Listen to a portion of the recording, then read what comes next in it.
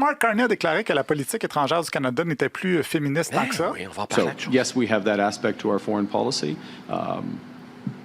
but I wouldn't describe our foreign policy as feminist foreign policy.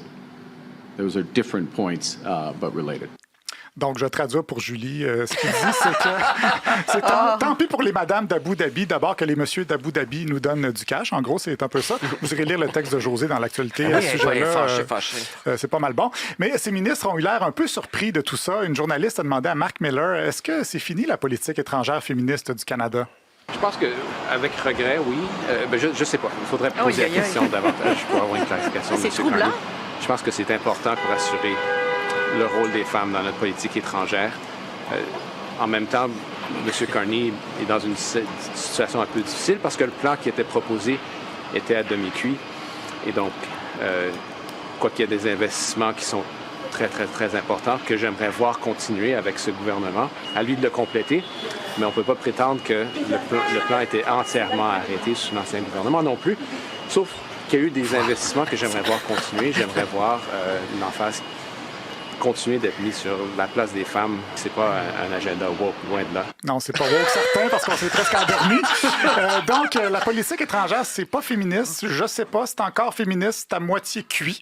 Arrangez-vous avec ça. Le sujet a été évoqué aussi à la période de questions par le Bloc québécois. La secrétaire parlementaire à la ministre des Affaires étrangères, Mona Fortier, a répondu un peu trop souvent la même chose. L'honorable secrétaire parlementaire à la ministre des Affaires étrangères.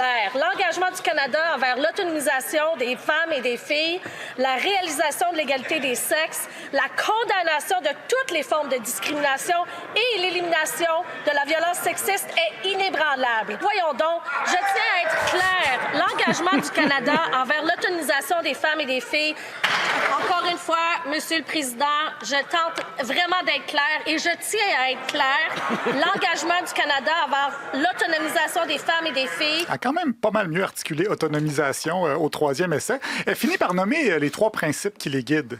La politique étrangère du Canada sera guidée par 3 principes. La défense et la sécurité, la souveraineté économique et nos valeurs. En parlant de valeurs, le féminisme est une valeur fondamentale de notre gouvernement et un élément important de notre politique étrangère. Donc, les valeurs, c'est un des 3 principes. C'est-tu un principe, les valeurs? C'est comme dire ma recette a 3 ingrédients, du sel, du poivre puis de la nourriture. Parlons justement de souveraineté. Un autre sujet qui a retenti à la Chambre des communes après que le Journal de Montréal ait révélé que selon le ministre de l'Immigration de l'époque, Jean Chrétien avait demandé de laisser entrer plus d'immigrants pour qu'ils votent non au référendum de 95. Le Bloc avait une question à ce sujet-là pour Mark Carney. Les libéraux sont des tricheurs. Si les Québécois tiennent un nouveau référendum, est-ce qu'ils vont encore tricher? Le très honorable premier ministre. Oui. On dirait que c'est comme le méchant d'un film qui explique son plan par accident. Il répond oui. Mais pour vrai, c'est pas vraiment juste ça, sa réponse. Quand le Bloc chicane, les députés québécois libéraux et le gouvernement du Canada bâtir ce grand pays. Exactement. Donc, faire chicane ou bâtir Canada, c'est ça les choix qu'on a en ce moment. Voilà une belle semaine de débat constructif. Applaudissez.